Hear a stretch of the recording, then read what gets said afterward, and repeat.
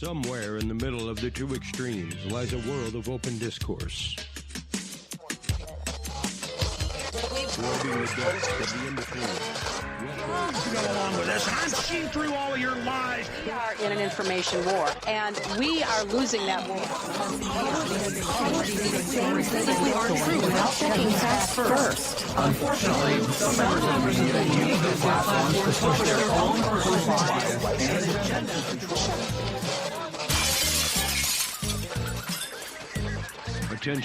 Attention. This broadcast is being forcibly subverted. The episode you are about to hear may shake or change your paradigm. You may be made to hear or think things that differ from your beliefs. What you think is truth, they have told you. What you thought was fiction, they control. You have now entered the world of pirated thought. Welcome to the Gray Matters and Beer Conspiracy Theory Showdown. That's right, everybody. Hey, how you doing? Chris Jordan here from the Dudes and Beer podcast, busting through the airwaves and taking over Gray Matters Radio for the night. I don't care what Michael Devine has to say.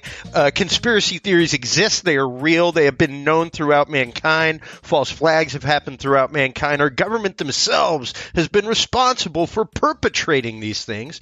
They have been responsible for bringing these things to light, even. And later on going, hey, look at this. It's declassified. And you're like, hey, wait a minute. Didn't somebody say that happened and you said it didn't and now you're saying it did? It's really wild how much it goes on all the time in our society, all the time in media. How you doing, everybody? Chris Jordan from the Dudes and Beer podcast here.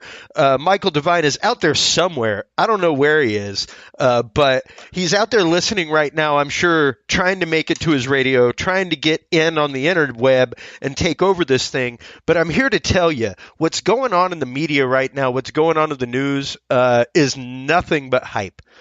Absolutely nothing but hype. It's absolutely mind-numbing how much of what's going on, not just the bombings, but the shooting, everything else that has happened within the past, let's say, 96 hours in this country has absolutely been nothing but hype by the media. It's wild to me.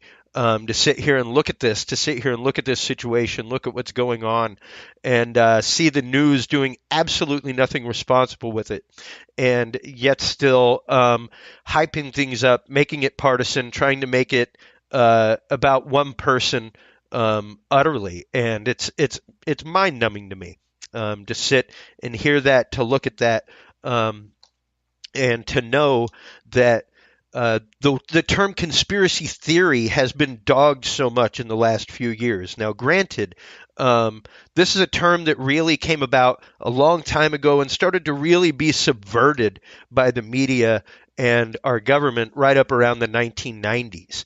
When a great man named Art Bell hit the radio waves, other people hit the radio waves with similar material, and it was like, okay, wait a minute. There's all these people out there with all these wild theories of conspiracies, and, they're all unfounded. Until you start digging, until you actively start kind of climbing around the web that the spider lives on and see how many of these threads are connected. And it's pretty wild sometimes how many threads are connected. And my whole concept of conspiracy theory is this, folks. Conspiracies exist, otherwise somebody could not be convicted of conspiracy. By definition, conspiracy is more than one person colluding to an ultimate end. Whether that end is good, whether that end is bad, whether it's beneficial to most, whether it's beneficial to a single person. That is what conspiracy is. That's how you get convicted of it. Theories have to exist, otherwise science itself couldn't exist. So it's really, really strange to me how this stuff is happening. And I'm just curious how many people out there are actively courting this idea. How many people out there actively consider the concept of conspiracy theory? How many people out there really, really think about the concept of conspiracies being a real thing, about people within the government, things like that, actively colluding to an ultimate end. And it's been known to happen. It's been known to happen in the halls of Congress. It's been known to happen all over the place. So, yeah, for me, it's a strange thing. Not being able to get through, not being able to see this, and I'm not exactly sure where we come down on that, as a country, where we come down on that as a whole, just as a people. Whether or not conspiracies exist, whether or not we should give conspiracies credence. Like I said before, if we don't give conspiracies credence, then there's a whole lot of people that need to be let out of jail. I'm trying to figure out a conspiracy theory of you hijacking my show. I mean, here I am thinking, like, oh, this is gonna be dope. Saturday Night Live. It's like my Art Bell moment, and then you hijack the show from me. Entirely.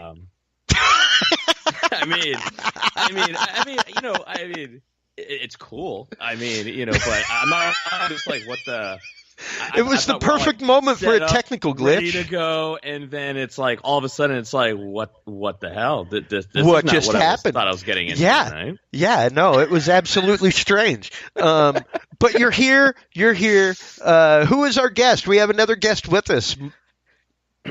Bill Reed, my man. How you doing tonight? I'm doing pretty well. Thanks for having me on, guys. How you doing? Awesome. This is like a dope kind of show that we were talking about, because Bill and I mean, how long have we known each other? What, 30 years? It's been 32 magical years. Magical years, and you're welcome. Wow. It's funny because, like, when Chris, you and I started talking, like, whenever I would actually go down like the route of like conspiracy theory, you'd be like, "Oh, wait a minute, where'd that come from?" But like the thing is, Bill, my man over here, knows I love me a good conspiracy theory. Sure. We were really raised around. I mean, I think a lot of the discussions and everything that we had was around conspiracy theories. I think I'd come at it from a different angle, coming from the research kind of realm, where it's more about, hey, we're going to try to disprove something before we're even able to kind of prove it. And so,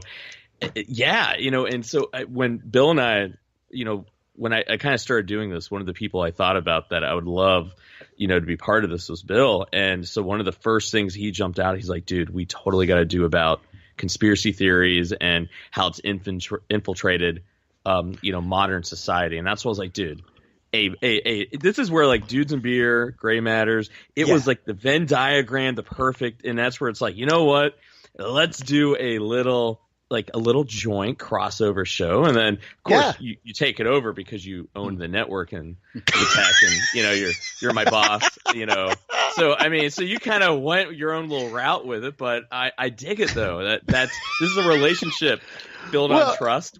You can trust me. You can trust me. I guess I can. I mean, now remember, I'm going to be down in Austin in a couple of weeks. So, I mean, just remember. Trust me, I'll be there. I'm always remembering all this stuff, right? Well, and, to me, it's interesting, the way that conspiracy theory has been melded into society over the last 20 years. And the way it's been portrayed, the way it's been very much taken to the tinfoil hat realm. It really has. I mean, and I'm kind of curious. I mean, like now, like Bill, like what was the first conspiracy theory that you heard and you were like, dude, that yes, I want to learn more about that. What was the very first one that really hit? The first. Actually, there's probably two of them that I can really recall growing up. I mean, I can't really remember which one came first because this was before the internet. This was, you had to actually read a book or see something on TV or discuss it with people, where now you can look up anything on the internet. But the two that I remember, the big ones as a kid that got me interested or at least got me curious, was JFK. And and of course was the big one you and I liked was Aliens. Yeah. And we Roswell, were Area 51. Yeah, we were just those kids that it was really cool. And I just think it just I don't know which one came first, but one definitely led into the other one, and right around the same time, I definitely when that JFK movie came out with Oliver Stone. That was, and I know some of that stuff has kind of been dismissed over the years through science and everything, but just that movie itself was just amazing. Well, that was Chris. How old are you? Because I'm 39, Bill, 39, right? So we're all roughly, because a lot of our conspiracy theory stuff was really before the internet. Because I remember when JFK came out, and I remember my dad always read like a lot of Jim Garrison stuff on the Trail of the Assassins, and I remember like when that movie came out, like my parents were always interesting with the movies that we watched. It was like, it could be like The Doors, and I was like 12, and it's like, all right, well, you're gonna go see it, right? Yeah. But I remember watching JFK, and I remember sitting there watching a movie, and it was one of those movies where I was probably 10, 11, I think, when it came out, and I remember my mind being blown. I remember watching this movie. And remember even during it, it's so weird. It was vivid because I don't know. It's weird how vivid like when you first got introduced to these things. I remember sitting there going, well, why is it our government was telling us one thing when it's quite obvious that that's not what really happened, and why would they lie to us? And that was one of the first things that I asked my dad. And what's really interesting, I look at like really what's in the DNA of the Gray Matter show is my dad was like, well, hey, like. When I asked him, like, well, why? Let's go find out. Well, let's go find out. Like, here, there's some things to kind of read, some things to kind of look at, and form your opinion. I mean, so for me, that was a big one. What was yours, Chris? What was your first big conspiracy theory that just totally just resonated with you? Quite honestly, for me, I mean, UFOs was always there. It was always in the background. I studied the paranormal very young. I will admit that my mother was happy I would read any book. She didn't care what it was. My brother would read like a novel a week while doing his homework. Like he loved reading. For me, it was physical things. It was playing with it. You give me an instruction manual or an encyclopedia, I'm set for the day. So for her, if I was reading a book about like vampire lore or werewolves or UFOs, she didn't care, man. As long as had a book in my hand, she was happy. You were using your head, yeah. So for me, I didn't really consider those so much conspiracy theory as fact. That was there. To me, it has to be there just because of the long history of lore. I can't imagine that people around the world would have those same concepts just out of the blue.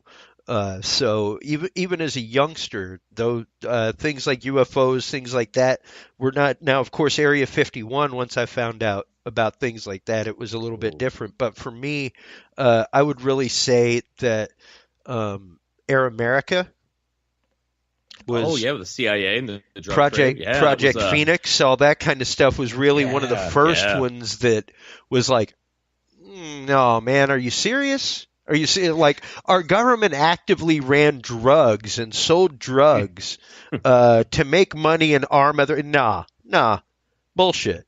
Well, that was like, and then the Iran-Contra affair happened. Yeah. And people like Robert Tosh Plumley came out. It was like 83, something like that. 83, 84. It was about halfway through Reagan's presidency. It was right after the second election. Well, think about how many conspiracy theories did we believe where they're like, it's total bullshit. No. And then literally, because we've, been, alive 39, 40 some odd years, where they then come out and go, oh, yeah, about that. Yeah, maybe there was some truth to that. And it almost kind of like reinforces it, right? You mean like the Gulf of Tonkin? Yes, exactly. Yeah. Thank you, Bill. Years ago. And it's like, oh, by the way, remember the whole, we were like, by the way, that maybe didn't really happen. It was like 2019 that it came out that it was absolutely fake. It did not happen, at least not the way they said it happened. Much like we found and it's interesting, this term false flag, it gets thrown around a lot. And if you notice, it gets thrown around with the term conspiracy theory in the media. False flag is a term that's been used for thousands of years in militaria. Well, Bill, you were saying, so my man over here. So now the thing that they're saying about Bill, Bill is one of those guys that literally would I don't even know where you would find it. Like, he would literally come out one day going, "Hey, dude, you hear about the killer bees are coming in 5 years from now?" He just had like this random knowledge. And so, Bill, when we were talking about conspiracies, and so he automatically went and started looking about the first major conspiracy theories. And you were talking like some of the first earliest ones were like military in the 1700s. I was doing some research, for the show today, and just kind of going through some notes. And go ahead. One of the things I found was, dating back, I think it was back to 1788, and I'm not sure which countries were involved, but it was like one country had sewn the uniforms of their, enemies, and had their own people dress up in those uniforms, and then commit atrocities or fake an invasion or whatever they were doing, just to garner up, support amongst morale, or whatever you want to call it, and be like, you see what the whoever did, to get the locals on your side, to get the tribes on your side. It was Absolutely. like 1788 or so. It was a long time ago. You even look at the Peloponnesian Wars, and the Napoleonic Wars. There, you even see back then a lot of, and I think when you look at conspiracy theory, the connotation it has is kind of really negative. Really, it's about, okay, there's things that we can't tell you. And I think we all get that. I think if we pay enough attention, we do enough research, we know people, you do realize that there's things that we just can't really know about. And it's not because they don't want us to know. It's that, okay, for this to be effective, we can't tell you. And I think you look at that as, okay, like there's some rationale there. It was the Peloponnesian Wars where it was, if I recall correctly, it was more about, there was almost like, depending on who you talked, like the levels of engagement of the generals, the people in the military, and the regular people, you had three different rationales for why there was even a war to kind of begin with. And that's where you start seeing where conspiracy theories start coming, where we're going to tell you one thing because it's what we need to do. Yeah. And at its core, it's for a good reason, right? Yep. And that's where I think it really gets started interesting. How is Santa Claus any less than a conspiracy theory? I mean, when you put it exactly like that, how are you any less giving your child a false sense of identity, a false sense of concept, by telling them that this stranger breaks into this house while they sleep to deliver presents? Not to mention that, I mean, the whole thing is some guy's always watching, judging. Yeah, I know. Yeah, that's some creepy shit, dude. Yeah. I mean, like, think about Elf on a Shelf. Tell me that's not Big Brother. Joe and I are totally anti-Elf on a Shelf. Or was it Mensch on a Bench? It's like you're training your kids to be paranoid that somebody is always watching. But, kids are crazy. They got to have that, you got to have that leash on them sometimes. But think about it, though. I mean, like, when we look at the inherent nature of how we perceive reality, I remember it was the Easter Bunny. There was a part of me that goes, this shit, it's bullshit. I was like the one Jewish kid that somehow believed in the Easter Bunny, right? Apparently we didn't get that memo in our house, right? And literally, how I knew it was bullshit? I saw when we went grocery shopping at CVS one day, and I saw the Easter Bunny emblem on the candy. I'm like, it's bullshit. And my mom's like, well, you see, the Easter Bunny's really busy. I'm like, nah, it's cool. Just admit it, Yeah. But it was ingrained in me to, like, I knew something was kind of BS, and there was a reality that was being painted, and to seek it out and then finding knowledge or data that is not exactly what's going on. Just like in the intro I made, your knowledge is what they have told you. Yeah. Your opinions are being controlled. And hands down. Oh, dude, totally. I mean, and then think about like what kind of work for. Like, I mean, to me, like the first big one where it starts getting kind of like, if you look at a fork in the road, to me, it's Roswell. Yeah, I don't know. Okay. What would you say? I mean, I think Roswell, to me, in my head, is when things started deviating a little bit because because think about it. Like, what did you know about Roswell, Bill? I always look at it was like Unsolved Mysteries. Unsolved Mysteries. Yeah, that was the show. Yeah, growing up. That was little Robert Stack action. That shouldn't creep you out. That should'll creep you out on a Friday night. You can still watch that show to this day, 30 years later, and it holds. It holds water. It really does. He come walking in with that trench coat. It'd be like it'd be like foggy in the background. It'd be like, man, let me tell you about Amelia Earhart. Well, that was my first. I mean, that for me, I think that was probably the first. Yeah. I mean, besides my dad, it was Unsolved Mysteries. I think there was another show, wasn't there, on Fox, that was about kind of like aliens and what have you. Fox used to have some funny shows. Yeah, back in the day, they had a yeah. lot of shows like that. We didn't. Fox was kind of out there. Well, and here's the thing. Here's the thing is that and we've said it before, Michael. You can't restrict things. You can't restrict thought. No, you can't. You really can't. You made a statement a while ago talking about conspiracy theories, and it was basically to the effect of believing whatever you want to believe. And I think that's kind of not necessarily an overstep, but an overspeak, and mainly due to the fact that without conspiracy theory, without conspiracies, without this kind of stuff, where would we actually be as a society? Where would we be scientifically?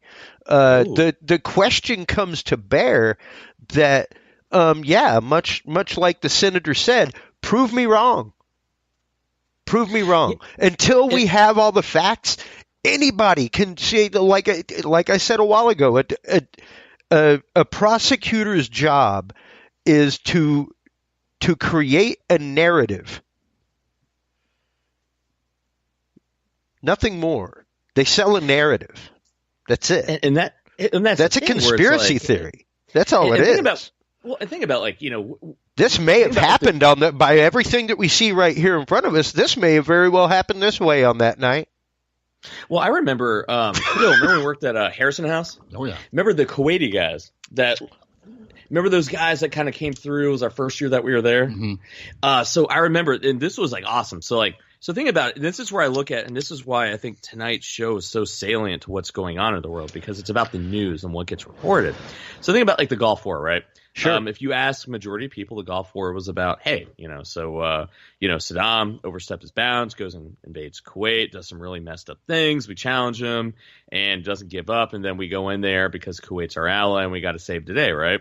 So I remember, and that's really what everyone kind of knew. And I remember I was talking with these guys one day. These were really nice guys. They were exchange students that went to Ohio State.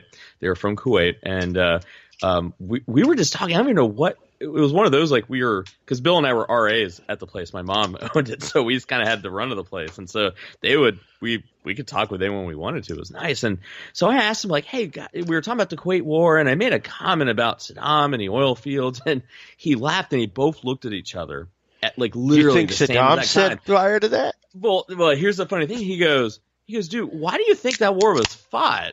Yeah. And it's funny because I made a comment about Saddam lighting the oil rigs, right? And what I thought the reasoning was just being a dick on his way out. And he goes, dude, and because he's like, you have no idea really what that war was about, do you? He goes, I'm like, well, can you enlighten me? He goes, all right, man. So he goes, all that directional drilling that exists in the world right now? So basically you can have an oil derrick. Like in Texas, we had them all. Yeah, slant drilling. You'd have it. Yeah, exactly. Right.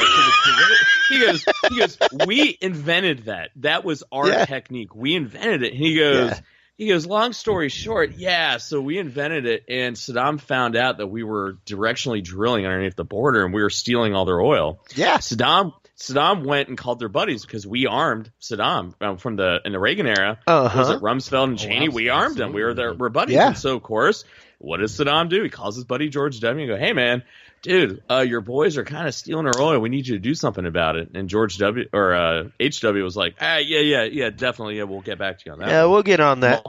We'll get on that right away, right? Multiple times, nothing happened. And finally, Saddam's like, well, fuck this, man. I'm going in there, man. I'm stopping this shit, right? And it wasn't until the chemical weapons started, and then he started lobbing bombs at Tel Aviv. And he goes, the reason why Saddam set the oil fires, because in the media they set the narrative of, well, the reason is why Saddam was just a dick and on his way out, just kind of spiking the football. And he goes, no, that was his way of going, fuck you. You stole my oil. I'm blowing your shit up. Yeah. Simple as that. And it was like, that makes you can get sense. you can now slant drill a whole lot of nothing. Exactly. And that's where it's we talk about conspiracy theory, right?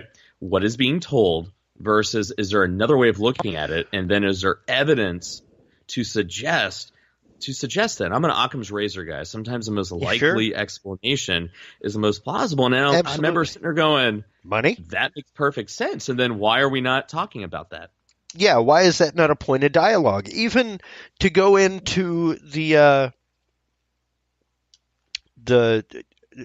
I believe she was Iraqi, but there was an Iraqi person who was apparently like the daughter of one of the higher ups and was talking about like the soldiers killing babies and things like that in the incubators, all kinds of stuff. Yeah. Testifying and that, much like we were saying, false flag. I mean, there's It's gonna be false. Yeah. I remember that turned out to be utterly fake, and that was one of our major reasons for humanitarianly going in to get rid of Saddam, was he was doing stuff like this and using chemical weapons. Well, think about how many even people to look right now at what is going on in Syria presently, and to know that just before all that lit off, that the CIA was caught smuggling gas weapons into Syria from the forward base in Benghazi, and think about which was later attacked. Well, and think about this is and this is where I think we almost need to start coming up with new terms, because when we talk about these types of conspiracy theories, this is true. That's not even a conspiracy theory. That is fact. That's just straight fact. And this is based on fact. And even with these conspiracy theories, when you trace it back to when it was going on, where you didn't really know the whole story, there was still legitimate evidence out there that made you kind of go, all right, there's something more to this, and we have information out there that we can believe in. I mean, think about, how many people do you think really know Osama bin Laden was trained by the CIA? Oh, I think a lot of people do know that. I don't think they can. Obviously after what happened, I think what's going on with conspiracies in general, and one of the reasons why so many people distrust the government and do believe in these conspiracies, just in general terms speaking, is if you go back and look historically speaking of just all the shady things that our government, not the people of this country per se, but the government has done. Is anything really that implausible? I know it's there's some real whoppers out there. Don't get me wrong, I get it. There are. When you go, man, when people say false flag, people say, I think this person's a crisis actor, and I think much like the media, we're all too quick to judge. Well, I think people just go look historically speaking. I don't know if that's true or not, but if you just look at what our government has done, they have done some really bad things. Yeah. So is it that far beyond them to do that now? And if so, why is it different now versus 20 years ago, 40 years ago, 60 years ago? Yeah. I remember the good guys. So I don't know.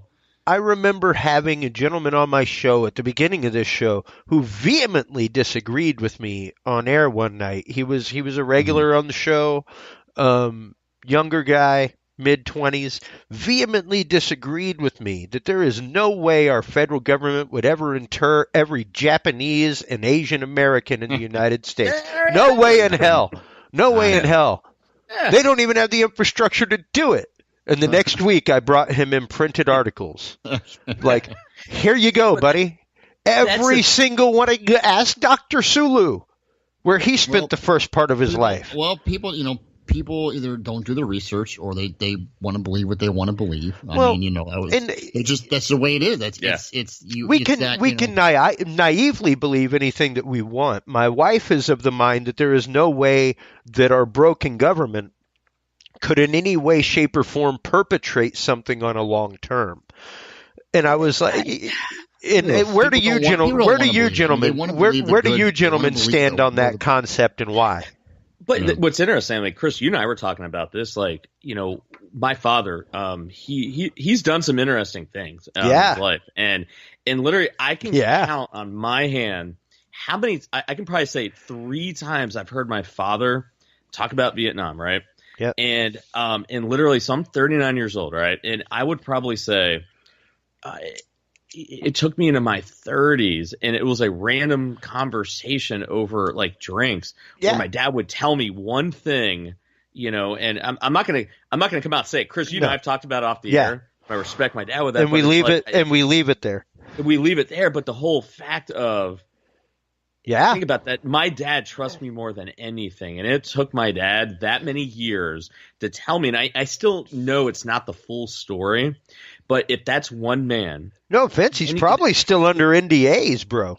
My dad literally was called there. They were doing a investigation on the operation that you and I were talking about, and they were asking a lot of questions in a documentary. And my dad literally he entertained it at first, but then literally like they started asking like really odd questions. And Bill, you know my dad, he doesn't scare easily, and he's like, yeah, no, I'm good. What are you talking about? He goes, nah, I'm good. We're like, well, dude, it was like that many years ago. He's like, nah, I'm good. Yeah. Which is funny too, because your dad is I know him personally, is the nicest guy you'll ever meet. Yeah, those COs are still alive. Yeah. And some of those COs are in office. And so when and my wife is it sounds like your wife and my wife are the same way. Does Jackie believe any of this stuff? I think Jackie, when I tell her some of these things, I think she's polite and she looks at me and she smiles and nods. She's like my wife. She loves you, no matter what. Yeah. I love you. She's definitely the better half, and I think she, some of the things I come home with or I say or I tell her I read, and she goes, "Oh, you read on the internet." So I read. You know it must be true. That's like, So she's very tolerant, but she's also a very educated woman. So I think she kind of. She understands, But the way I look at it, the explanation I give is that, listen, my dad has told me 3 stories. 3, right? And this is a guy who trusts me. And so think about it. When we ask about how do these stories not get out, dude, whatever it is, like, because the one thing that my dad the real question is, are you even talking about it to begin with? Yeah. There's a reason why he was able to not talk about it, because we just ain't talking about it. And remember, like what I told you, the thing that stuck with my dad was like when there's something that happened and the CEO of that unit where they were at, and he goes, to this day, I remember the look on his face and how he said it, and to this day, it scares the shit out of me. Yeah. And so whatever it is, whatever the truth is with some of these things, we have guys that are so scared to shit to talk about it 40, 50, 60 years later. They won't even tell their own kids. And then that's why these conspiracy theories or these secrets can be legitimate. This is a scientist saying here. Not just that. You have to consider, and I assume that both of you boys, much like our audience here, at least the Dudes and Beer audience tuning in tonight, is familiar with pop culture, and there are many, Mr. Dysons out there. Let's just say from Cyberdyne Systems, who, hey, I was here's Bennett Dyson. Yeah, exactly. Hey, all I know is I was given a microprocessor that we're not able to make, and I was told make it. Is it really that much of a stretch? The imagination? It's not horribly a stretch to think that the information given in the confession by Dr. Corso about things taken to Bell Labs, where we got most of our technology that just popped up in the mid 50s, early 60s, transistors, everything. I sat in a session all of last week with Lockheed Martin and heard one of their leading physicists say Moore's law is no longer applicable. No, not at all. It is no longer applicable. What we have known as far as processor technology since processor technology began no longer applies. The game is totally different. Well, think about there's an air base. It's right Patterson Air Force Base where Hangar 18 was. So literally, when you look at conspiracy, that's literally where allegedly the Roswell stuff went, right? Absolutely. And my dad, and once again, I always look for there's truth. I think that's laid out by people that kind of want to know the truth, but they can't tell it to you. And it's up to people like us, I think, to kind of pick up on those things and try to do the research. And we'd be walking through the air base, and my dad's favorite area was like the World War II, and you'd kind of start walking, and he'd make these little comments like, it's kind of funny how, it seems like these things are, you look at the jump in technology, and it's almost like, think about it. If we saw something we didn't understand, we were trying to mimic it. It's kind of interesting that these things kind of mirror that, right? I remember my dad, then that's when he started laying eggs about, it's interesting, I asked him about religion once at the airbase, and he's like, well, I read, Chariots of the Gods. And this is before it was Ancient Aliens, right? Yes. And he started kind of go, and it was just, he kept throwing out there. He goes, well, Mike, use your head. Think about it. What's the most plausible explanation? He goes, think about what you know about history. People use people. Advanced civilizations use other lesser advanced civilizations for their own gain. Maybe they give them some things. And don't you find it interesting how, the superpowers of the world, they all start getting these giant gains in civilization mysteriously around the same time when they all start having these. If you look at each country has their own Roswell. If you look at what we do with countries with the drug war and the World Bank, it's pretty much the Anunnaki system. Exactly. And it's like my dad kept telling me these things and laying it out. And then, of course, Bill and I would always sit there and just kind of lean back and listen.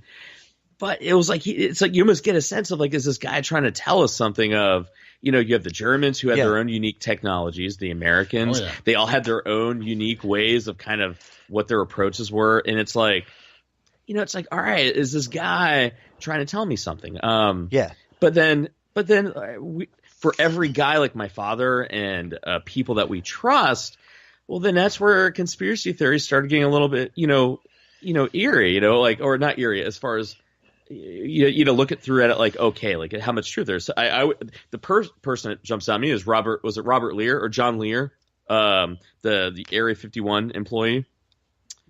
Uh-huh. I think it was him where it's just he started talking about hey, these are all my experiences. You mean Bob Lazar? Stuff. Oh, Bob Lazar, yeah. Well, John Lear is somebody else, right? In the conspiracy world. Yes. But yeah, Bob Lazar, the Area 51, he was a physicist, and he started talking about the anti-gravity and all this stuff. And then he was one of the guys that started spilling the bees on it, and then you're like, wow, there's maybe something to that. But then, not just that. Odd all of 3 years ago, the element that he said powered the craft at Area 51 that physicists laughed him out about now exists. It was that was the U-235. If you'll but then it now exists. But it's then there. What was interesting that element doesn't even exist. It's not even possible. Well, I remember that it was everyone discredited him, right? Yeah. Well, he wasn't even an employee, but then through the Freedom Information Act, it was like 5 or 6 years ago. Yeah. And then legitimately, then it's like, oh yeah, the guy really was contracted with the government, and it's like, oh wow. And then with the Dulce Wars guy had the melted hand. It's interesting. Like we all said, our wives entertain us.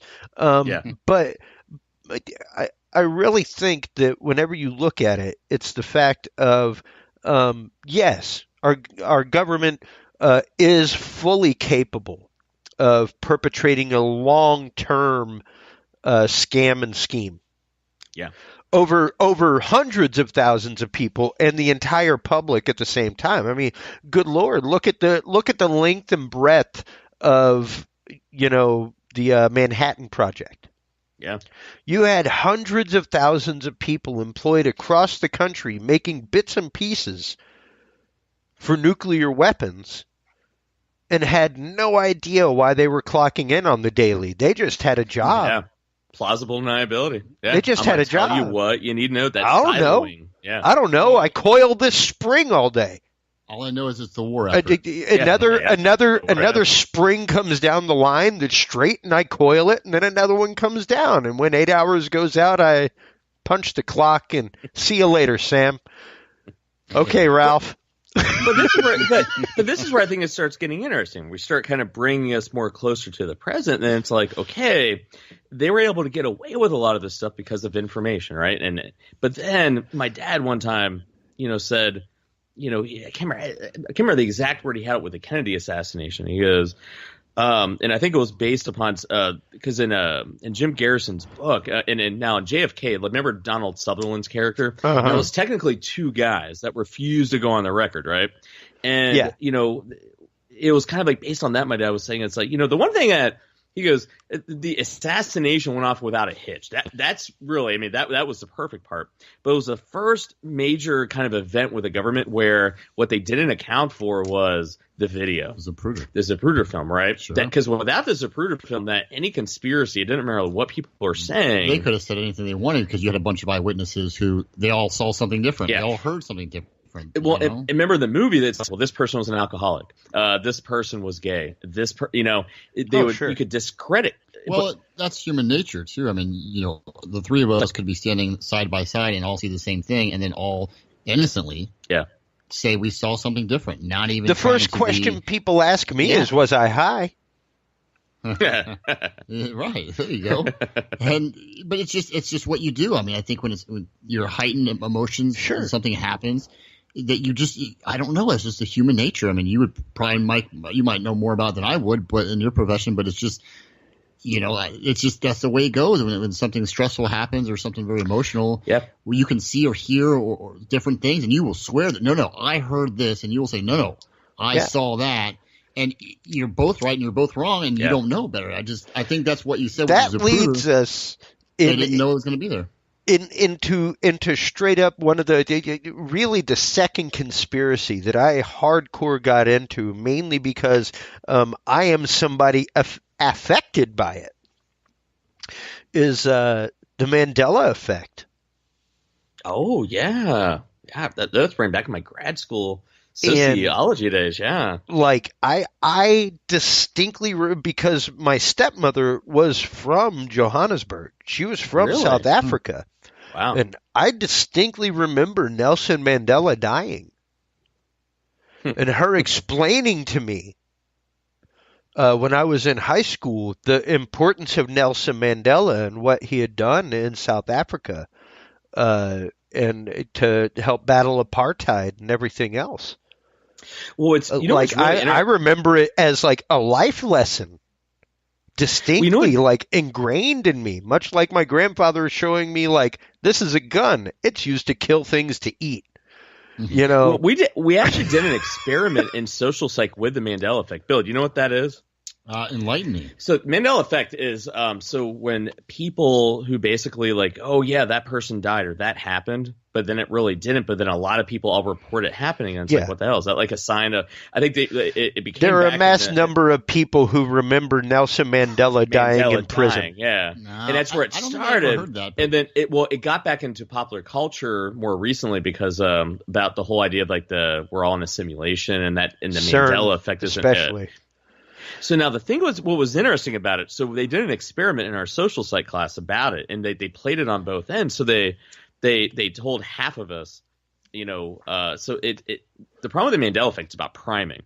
And so when you look at a lot of how these memes started going around about Nelson Mandela dying, they already start off with, so Nelson Mandela obviously didn't die, or hey, Nelson Mandela did die. And then so people all of a sudden start going, oh, yeah, you're right, that, he did die, or you're right, he didn't die.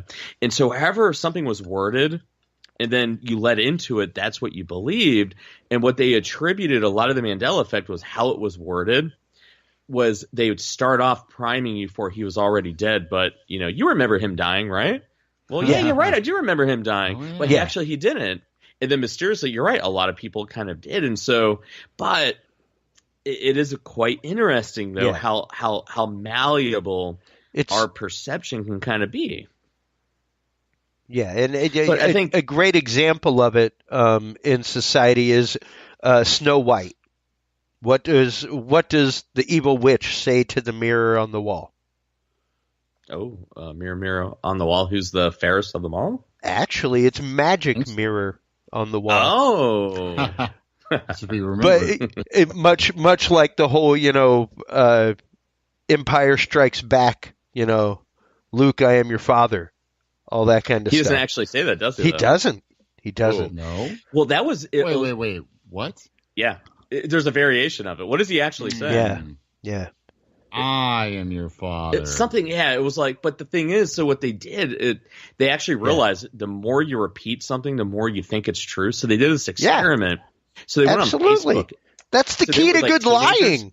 Yeah. Oh, yeah. And what they did, they went on Facebook. You got to believe it.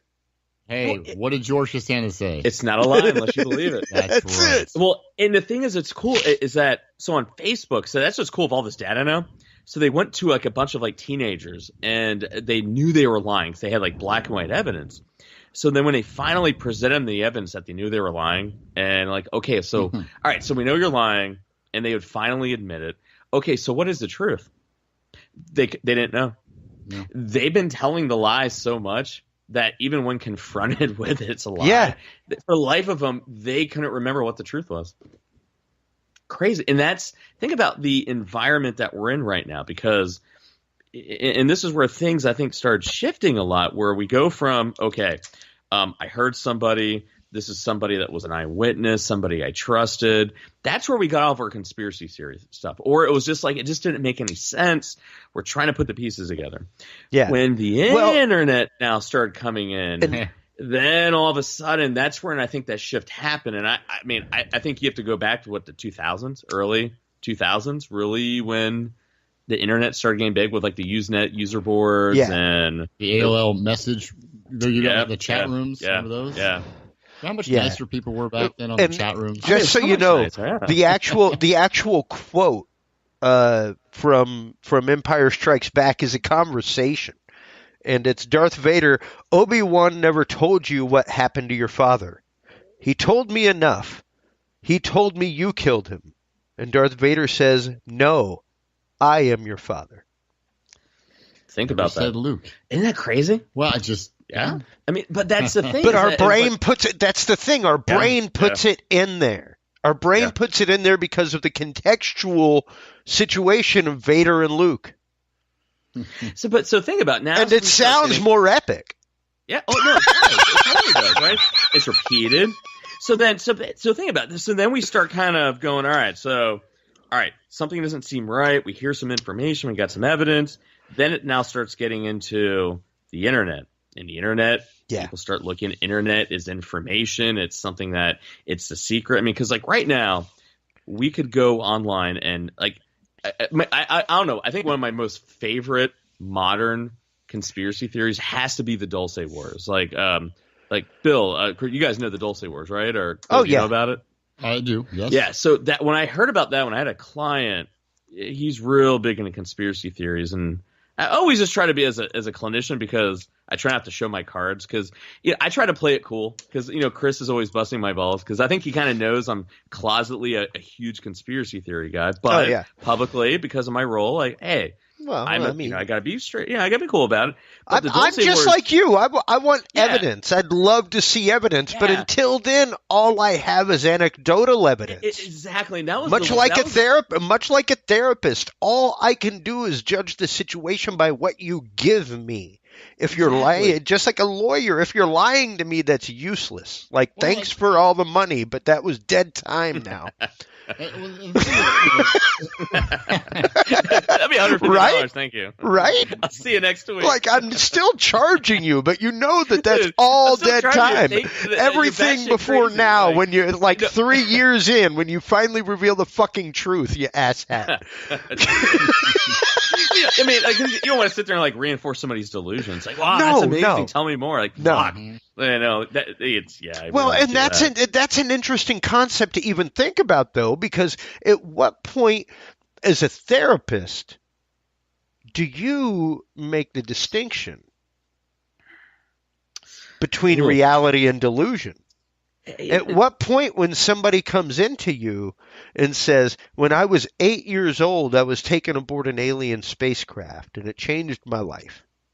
How do you prove that? But that's and even if that happens. And the real question, like I was saying earlier, was his statement of trying to disprove it from the beginning. Is that even giving it the credence to possibly be true? Isn't that the same horrible experiment as trying to do an experiment with an expected result? So this is where it gets really interesting, because I remember in undergrad. So I remember there was always a part of me that loved the idea of paranormal psychology. And I remember I had a professor in undergrad. So Iowa University in Athens has a huge paranormal psych program. And apparently Athens, Ohio, there's just a lot of old things there. It's like really a big epicenter of like a lot of paranormal activity. And Dr. Hatter, she was a big with that. And I remember and I asked her like, well, why aren't you doing it anymore? She goes, well, number one, if I continued doing it, my name would be mud in the industry. I'd never be able to do anything. But then two, frankly, it scared the shit out of me. She goes, I got the distinct sense that we were studying things that we didn't understand. And there were just things that were happening in my life as a result of it. And I just felt like I was opening a door to things that really should have never we shouldn't be doing it. She used the analogy. It's like, imagine if you like accidentally left an atomic bomb with a caveman and they were sitting there trying to figure out how it worked. And she goes, that's how I feel. No, it's straight up the ancient concept of you left the window open. That was the invitation to the vampire to come in. Yeah. And that's where it And that's the whole concept. Even and you know me, I'm huge into the concept of manifestation, but you have to be careful what you give that power to, because you can just as easily give that power to something negative and manifest that negativity within your life on a daily basis. Well, it could be like Pandora's box. Yeah. I mean, you don't even realize what you're doing or what or what someone else is doing. Once you realize that you actively have control of the matrix around you, it's absolutely Pandora's box, because you can manifest great things or horrible things in your life. The problem is you actively realizing that you're the one that's manifesting them. Oh, and that's when the good doctor said, I'm not going to use a Ouija board, but I'm also not going to have one in my house. Yeah. As cool as it would be to get one, I'm not going to have it in my house because of the intent of use. There's certain things that you won't do. I mean, even if you don't believe in that quote unquote nonsense, I'll give you things you're like, I'm not going to do. Here's one. I won't break a mirror. Here's a modern conspiracy theory that I'll lay down for the first time on this show. Probably the second time. Exclusive. Probably the second time, because I know I've mentioned it on Dudes and Beer before, and it goes into a lot of metaphysical concept and a lot of Wicca concept, and it's the concept of the black mirror, the scrying mirror. What witches use and what people of other arts use to scry into the nether void, to scry into the spirit realm. It's a deep form of meditation, but once you're using that mirror for that use, you have to cover it, you see, because otherwise, you have made that a by doorway. You see, you've made that a doorway, much like in Ghostbusters, that swings both ways. So unless you cover it, anything that you have made contact with on the other side now has free reign to come through that mirror. Now imagine the fact that we are now surrounded by black mirrors that we stare into with intent all the time. Oh yeah, the thing about well, you know what? It's always gotten me more like black and white into the metaphysical is when something in hard science comes out that proves it. Think about it with like magnets. Remember, you can magnetize a paperclip by simply using the energy and the polarity of the magnet. You can take a non-magnetic paperclip and make a paperclip. Actually, just by having it within proximity, magnetizes it. Well, that's the real lesson spiritually, is just being in proximity to it makes that attracted to you. Well, even think about I think I posted on on the Gray Matters and the Dudes and Beer Facebook page where scientists totally mapped out the human brain and moreover its processes, and what they proved for the very first time is that the brain thinks in over 10 dimensions, and it shows what they call quantum characteristics. So what they're almost laying out is that our brain is basically almost like a quantum chamber, a quantum experience, in that we look at consciousness and it could be faith, religion, the other, because our brain runs through possibilities before we make a decision. Yeah. And our brain can literally almost connect into that. And so I think all of a sudden we start kind of, with one of my professors in grad school, she was one of the foremost, her name's Dr. Janice Holden of UNT. And she's one of the most foremost researchers on near-death experiences. And her big thing was she was like, listen, I'm not trying to disprove anything, but I'm going to lay out all this evidence. Help me, like Occam's razor. What is the most plausible explanation that somehow children who are like 4 years old, 3 years old, were telling in-depth, detailed. Who wouldn't know anything. Yeah, I mean, literally talking about like it could be like I was a Nazi fighter pilot. I died doing this. And literally every fact being completely 100% validated. And she's just like, what happens in her viewpoint was that because in the world that we live in, we basically hammer it out of them. But most kids up until about 6, 7, and 8 have these very intense paranormal experiences. But because we almost teach them like, oh, it's imaginary. Right. That's not true. You shouldn't believe that. It almost like we train their brain to not think that way. But she goes, you can't ignore these experiences. It's black and white evidence. Where do you fall on that as a parent, be a therapist, Michael? And then I'd like to hear from you as well, Bill. Oh, absolutely. Honestly, like, I am 1,000%. I 1,000% believe that, just like a sixth sense, like a radio signal. I think some people are more in tune to picking up things. I mean, hell, even with my daughter, like, my wife's probably gonna hear this and go, "What the fuck are you doing?" When you're, but like, there have been times because my daughter, I get that a lot from my wife. I think I get that look. Right? I think so. Because like she's got that look. Because I've always had these moments in life where I felt something, and I just knew, like, I just knew. I mean, Bill and I, growing up, literally, like, we'd be like, "Dude, I was just about to call you." Or literally, we'd pick up the phone. There'd be no dial tone. And it'd be like, dude, hello. Dude, I was just thinking about that, right? Well, in our defense, though, we used to call each other, 5, 10 times. I mean, given, what's going to do? You throw the research, there's, statistically speaking, right? But yes, I know what you're saying. But, like, there's just little things my daughter, like, where I'd be, like, thinking something, and then she would literally say it. Like, it would be like, and literally, I really put it through the filter of, that's, all right, Mike, that's just you wanting to believe, whatever. And so I started doing, like, this little random thing where, like, hey, what do you want for dinner? Or what do you want to do for this? What do you want to watch? And then I would literally be saying it in my head. And, like, sure as shit, she would fucking come out with the right answer, right? Yeah. And so it's just like, you know what? I do believe it. I do think some people are more in tune to it than other. Well, I think that we give people boxes to live in to begin with. Oh, yeah.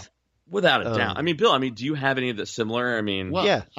I agree, absolutely. Like some of the things that like I experienced are like maybe not quite on that level per se, but like just weird things where you're like, you'll be thinking one thing and something will happen. Like I remember a true story. I was on the school bus as a kid and I couldn't tell you what grade, elementary school. And I was sitting near the front and you can hear the CB radio that the bus driver had to the other bus drivers, right? And any kid that was on the school bus as a kid knows what I'm talking about. Yep. And I'm Stu. That's right. Yeah, that was his name. And I'm sitting like second, third, fourth row. I'm like fourth, fifth grade. I don't know. And I'm just sitting there. It's in the morning, so you're half asleep anyway. And for whatever reason, I to this day have no idea, something randomly popped in my head about some kid getting or throwing up on the school bus. And I'm not kidding you. No joke. 5-10 seconds later, I hear across the CB the bus driver saying to our bus driver or any bus driver for that matter, blah, blah, blah, so-and-so just threw up all over the bus. I remember going, what the hell? Yeah. Like, I mean, no, really, what the hell? Yeah. What just happened there? Yeah. And I never said it out loud, so you can't be like, oh, I told you it was going to happen. But I was just like, what just happened right now? Like, that doesn't happen every day. Yeah. It doesn't even happen every year. Yeah, it's seeing the black cat in the Matrix. Yeah, exactly right. And just like things like that would happen to me over my life, just like random things. Morning of 9/11.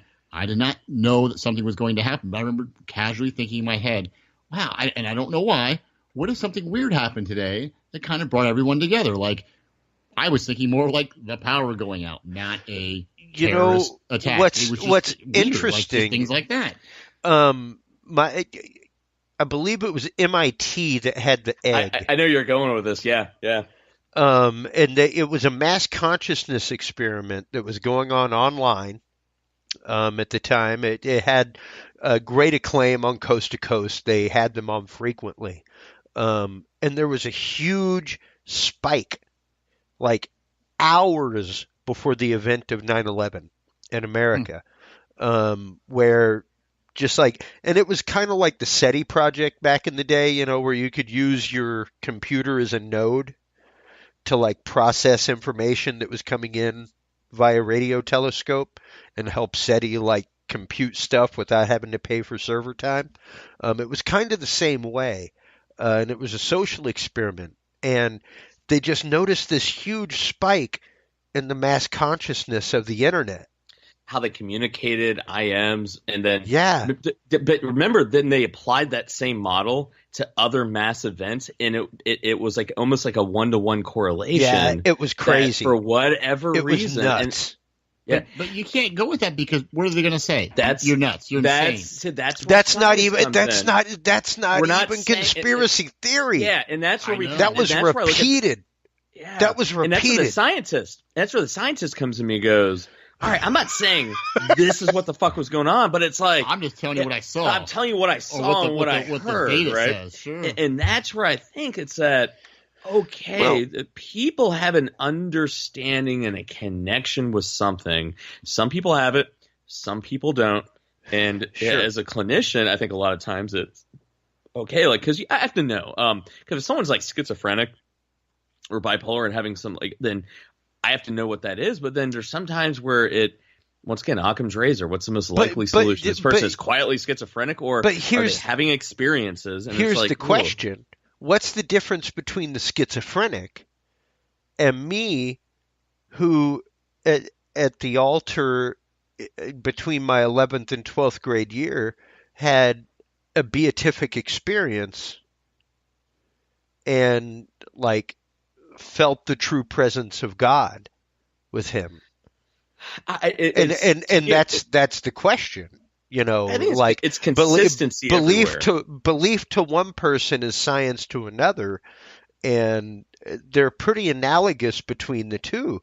I mean, for my whole life, I believed, Michael, that the atmosphere on the moon and the gravitational pull of the moon was too thin to maintain water. Yet still there is a frozen lake on the moon. That was and this was science up until months ago. Well, this was science. My cousin posted a thing up today. He's talking about, hey, slightly out of date search engine, and it was a set of encyclopedias that he was selling. And I was like, wow, those have actual science in it. Like Pluto is a planet. It's not anymore. I'm still trying to wrap my brain around why Pluto isn't a planet. I think we should see if we can trend hashtag Pluto matters, because I think Pluto matters to me. I think scientists and NASA are just trying to drum up some support and some funding. I'm like, hey, we got to shake it up here. What happened? We'll move to the way of planet. What? Well, and you do have to kind of consider one of the most interesting facts that I ever learned about NASA was whenever I nerdily bought the Space Shuttle Operator's Manual. And it runs through. You really bought the whole? Oh no, I own the Space Shuttle's operator manual. Get that? Probably free in the archives. Right? I found it. I actually found a copy of it. I mean, it's like a big blue book that you can go out and buy at Barnes and Noble, whatever, But it does have like fold out panels of all the control panels and shit. It's pretty sweet. That's so fucking awesome. And it's got all the protocols of what they do from like launch chatter to everything. And you start looking at the fact of for a civilian organization, they don't pull a single pilot that's not military. Nope. Well, that's where it gets really. They don't. Like a good percentage. Where you hear like, oh, they're going up for routine satellite maintenance. Like they didn't get their orders until they were in orbit because they were like repairing a DOJ satellite. Well, but think about it, or DOD satellite rather, not DOJ. I don't think the Department of Justice has any satellites kicking up there. And think about like when we talk about like the when we hear something, who's it come from, right? It comes from one of us. Hey, hey, listen, I had an experience, but I also look at. As a clinician, all right, it's about how you act and behave everywhere else. And if there's nothing that would make you think, all right, this person's schizophrenic and they're functioning, you automatically go, okay, maybe they had an experience. You put that through, but then take like and this is something my dad really nailed him on. He goes, think about it, man. He But goes, that's something I keep pretty private. I don't tell a lot Yeah. of people other than the hundreds of thousands that listen to this show. But think about that I had a beatific experience, that I had that moment of grace where I felt like the presence of God. And that's it's weird, because when you have that, like me being somebody who has been largely anti-religion, probably more recently really diving into faith, and then having these moments where that signal and sign is so loud and clear, it feels even weird for me. I was joking around with my pastor about it. And he's a guy that totally is more about, dude, you want to believe in ancient aliens, dude? Hey, that jives with how I believe you're cool. Does it? It doesn't stop anything that we believe. No.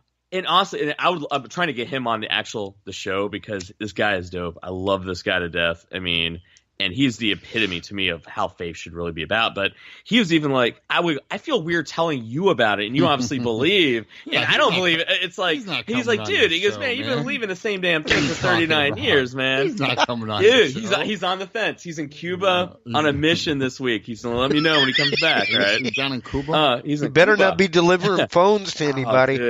But I think I'm gonna totally bust his balls and make sure he comes on, because this guy is awesome. But think about But one of the things my dad always pointed out, so if we're walking forward here into our more modern, area of conspiracy. So think about, we have our astronauts, guys that literally went through every psych evaluation known to man, and we have pretty trained Neil observers Armstrong and Buzz Aldrin saying the entire time they were going to the moon, they were being followed by UFOs. Not only that, it is on video, on radio, them talking about, you have multiple astronauts saying we had these experiences, we had these things going on.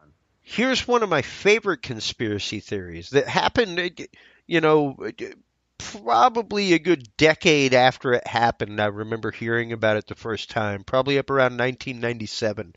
And it's one of those moments that I viscerally remember in my life, the demise of the Space Shuttle Challenger. Mm-hmm. Oh, yes. Yeah. I remember that. And, buddy, if you want a rabbit hole for a day, go look up.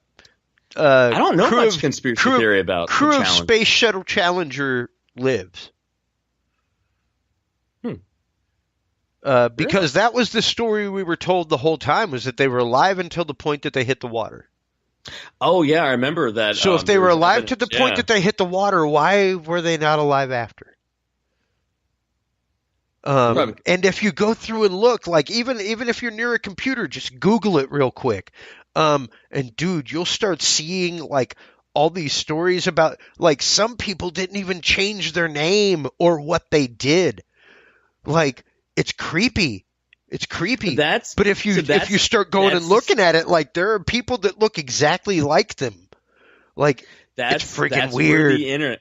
That's weird. The internet now. So they did with some of the 9/11 hijackers. They would say, "Oh, they're alive and well," and here's proof. Tupac, Biggie, they're Muhammad Atta. Some people in certain corners of the internet will swear to you, not only is this man alive, he's alive and well and living a good life in, I'm not sure what country. Yeah. Openly, and you're like, wait, what? So that's where, to me, where the shift started happening. So think about, we go from, this is what I heard, people saying, hey, and that's where I think the astronaut ones were the most salient, where even like it was recently, it was a guy who was on the shuttle. It was on a Q&A talk on his Twitter. Yeah. And they asked him, hey, did you ever see anything? And he goes, oh yeah, totally. Hey, he goes, yeah, literally, I was in a payload. And he goes, you can look back on the records and the transcripts. He goes, yeah, NASA, I'm seeing an organic life form, was his exact words. And they go, well, basically, are you sure? And he goes, yeah, I'm sure. Well, it's probably just like liquid nitrogen freezing and falling off. He's like, yeah. And then someone asked him, like, so did you believe that? He goes, I think I know what an organic life form looks like and what liquid nitrogen looks like. And they probably chalked it up to what, like fatigue? Yeah, I mean, it was like, and so think about, like, we have something like that, and so we have like all this denial, right? So now let's start moving forward, right? So this is where it starts getting interesting. Of the internet, I read something, right, and then all of a sudden you repeat something enough, it can kind of go over, and that and that's where then we start kind of getting into this realm of, all right, now it's not like what you heard before. I'd say probably before the internet was credible people, multiple sources reinforcing it, and you're kind of going, became a conspiracy because I trust these people. I believe what they're telling me, but the government, who's supposed to be telling me the truth, is saying that isn't true. Hence, conspiracy. Now, well, and what you have to remember, though, especially with conspiracy in that definition, is the ultimate gain. Was it multiple people all moving most towards of these, yeah, the definition of it? It's like multiple people colluding to an ultimate end, basically. Yeah, it's like, and it's like the government is purposely lying multiple people to hide whatever truth is, right? And so that's where I look at before 2000. It was, all right, we probably believe that it's not the truth. Secret plan by a group to do something unlawful or harmful. And I think that's where we looked at alien stuff. It was more conspiring. And we looked at those alien JFK stuff. It was really more about, and I think it was even Joe Pesci's character in JFK. He goes, man, who shot? Man, even the people who shot Oswald don't even know who shot. Man, it's an enigma wrapped in a riddle, wrapped in a box. It's about why, right? And that's where I think a lot of us were like, okay, why is the government not telling us the truth about UFOs, aliens, and all that, right? But then we start getting into the 2000s, right? Now all of a sudden we start getting into political conspiracy. I look at what Clinton and probably was it not Barry Goldwater. Who was the guy that was killed? The pilot? No, the dude that was killed in the park in Washington. He was part of the Whitewater investigation. I know who you're talking about, but I don't know his name. I mean, he was one of the long lists of the Clinton body count. I know people are saying that this guy was killed because he was going to spill the beans on Whitewater and Lewinsky. What do you guys think about the Clinton body count? Are you guys familiar with that? I'm sure. Oh God, yeah. Oh man, boy. if I had less than 3 degrees of separation to 20 corpses, I'd be in prison. I'll tell you I wouldn't have money to to defend myself from that. No, I'm sure that you can reasonably explain every single one of those deaths. Yeah. Right, if you want to. He slipped and fell. I don't know. Seth Rich is pretty hard to explain.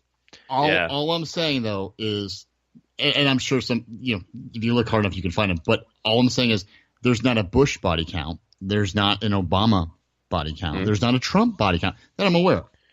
But you better believe there sure as hell is a Clinton body count. But hold on, if you look at that's not necessarily true. But I know. Each person has their own unique thing. So the one that I thought was the most let's start counting people extrajudiciarily killed by a drone.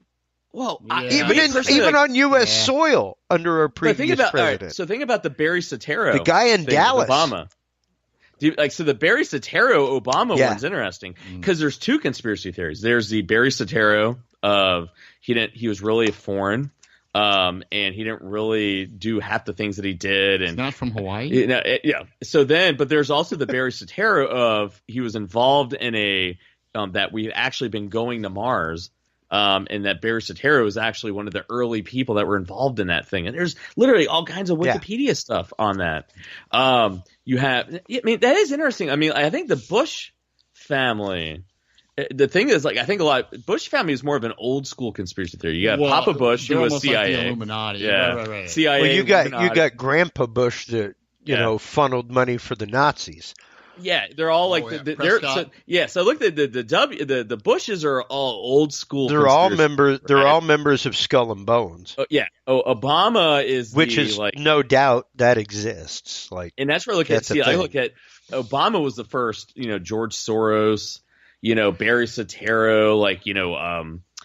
And then you have. What about the Hillary Clinton? She's a reptilian, right? Allegedly. That might be my favorite conspiracy. That she's a reptilian. Well, just the reptilians in general. The shapeshifters, right? Yeah. Oh yeah. Dude.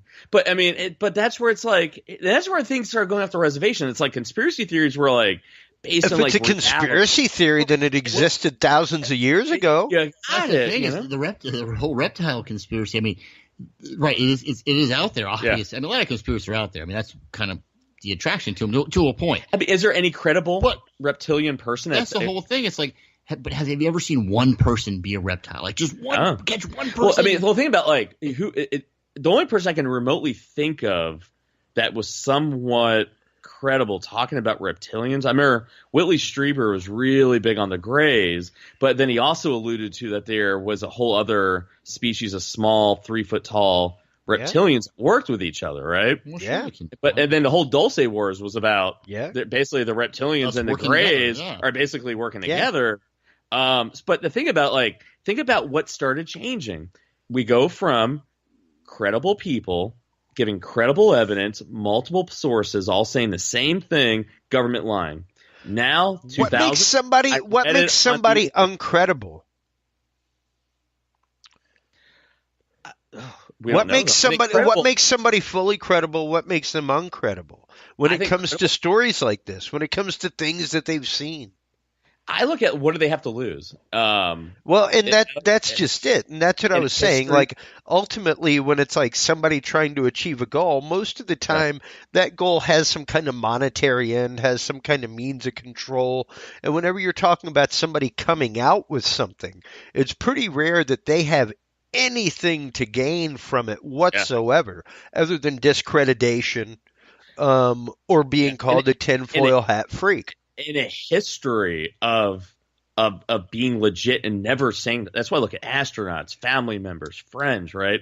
Legit, right? Yeah. Something I read on the internet now gets a little scary. Like, I'm going to tell a story. So this was... Go ahead. This is more bring us into present, right? So this is during the Newtown stuff, right?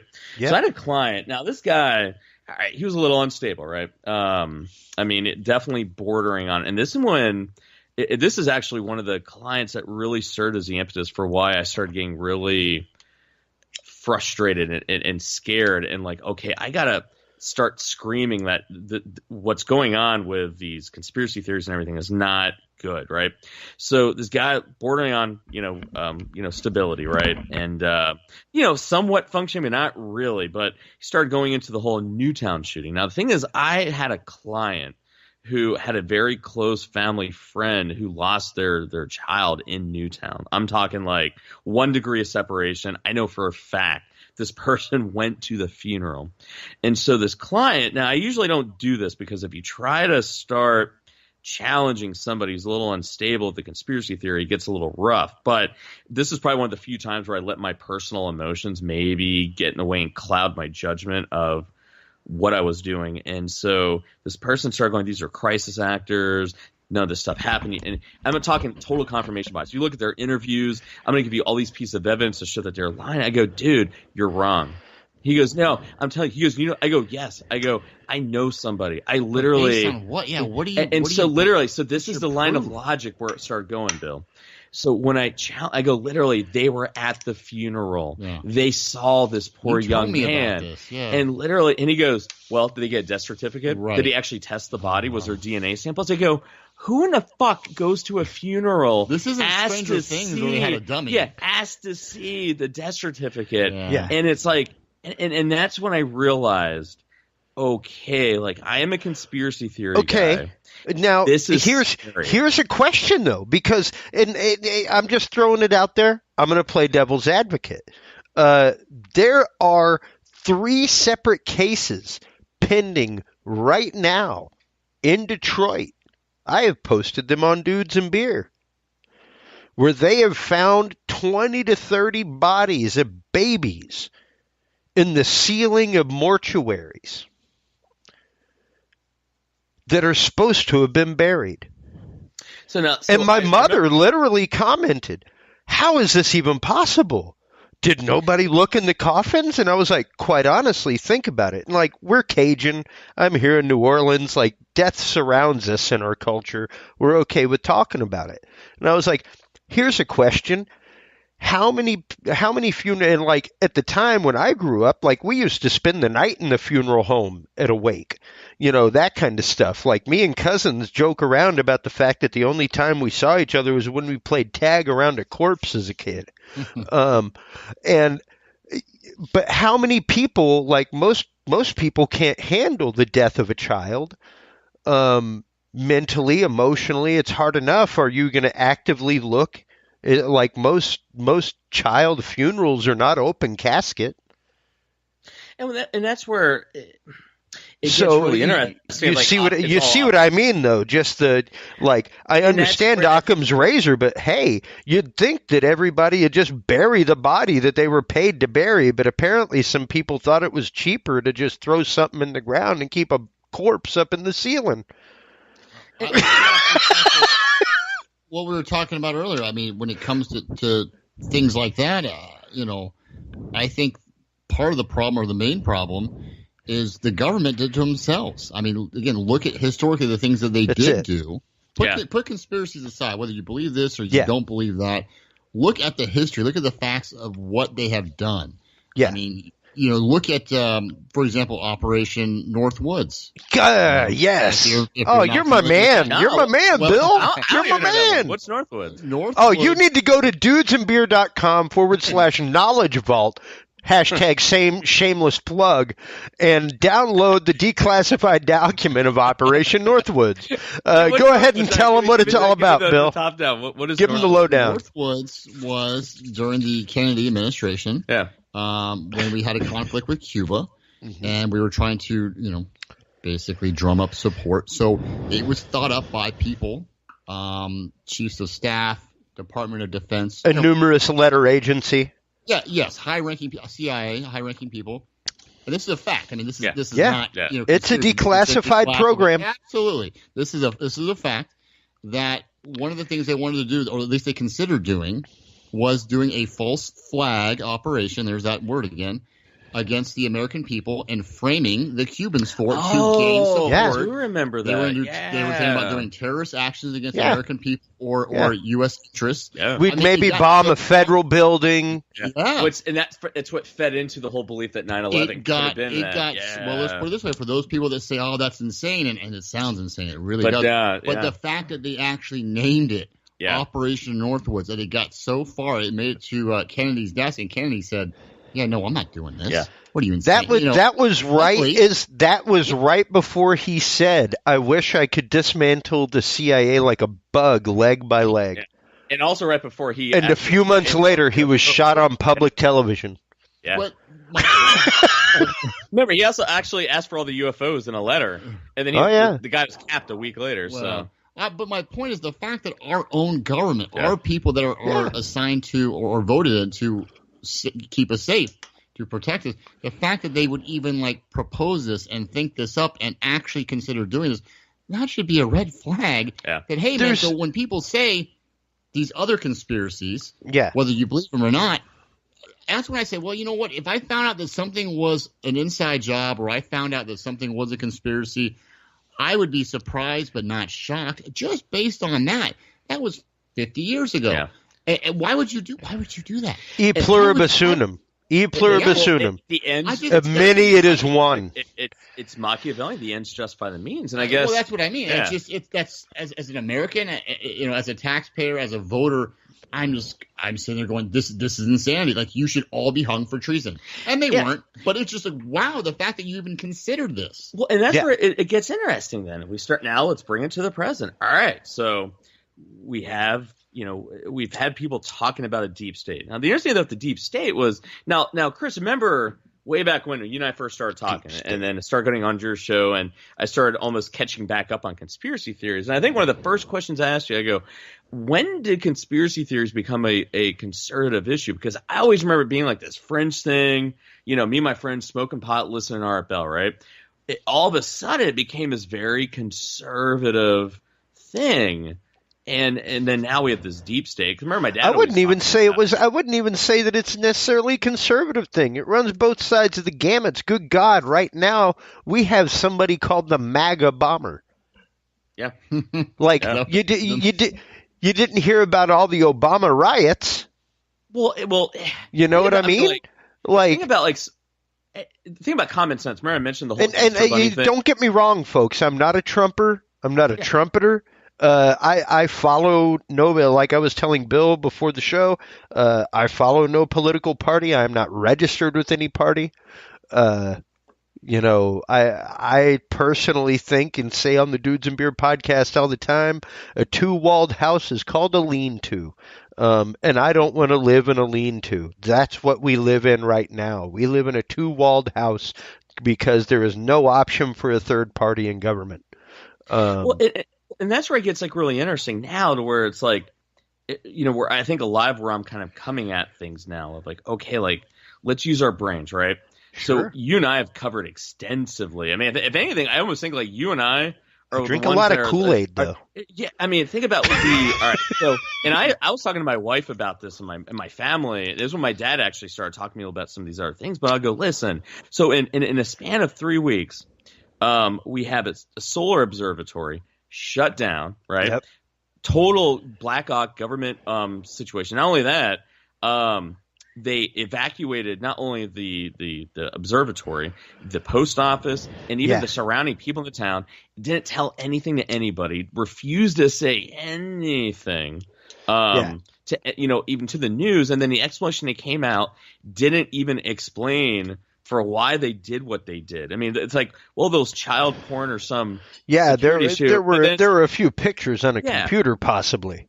Yeah, but then you gotta go, all right, then, and when the span of that, then we have 3 now solar and extraterrestrial satellites shut down. Yeah. So they mysteriously went into the shutdown mode for no reason. Yeah. We have reports of solar storm. We have these fast radio bursts all being reported kind of out there. You've had some colleagues that UFO researchers who are refusing to go on TV now and radio to talk about these things because mysteriously they all end up dying, right? One of them telling you something very powerful off air that really scared the shit out of them. Then 3, we have another guy. Scared the shit out of me. Yeah, me Not too. even them. And you have another guy that just for the record, I'm not with these two guys. Okay. Oh, no. And I'm not afraid to say it because I'm not going to say his name, but he said what's coming down the pipeline right now is absolutely horrifying, and all my sources are telling me it is either a straight up invasion that will happen, or it is in the illusion of invasion in order to obtain control.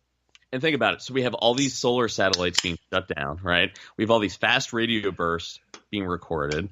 And this is somebody who has nothing to gain. Yeah, it's nothing to gain, right? Because I'm not going to reveal his name, and I told him that. I was like, I'll share this story between us on the radio, but I'm never going to say your name publicly. Like, he's not gaining any publicity by it.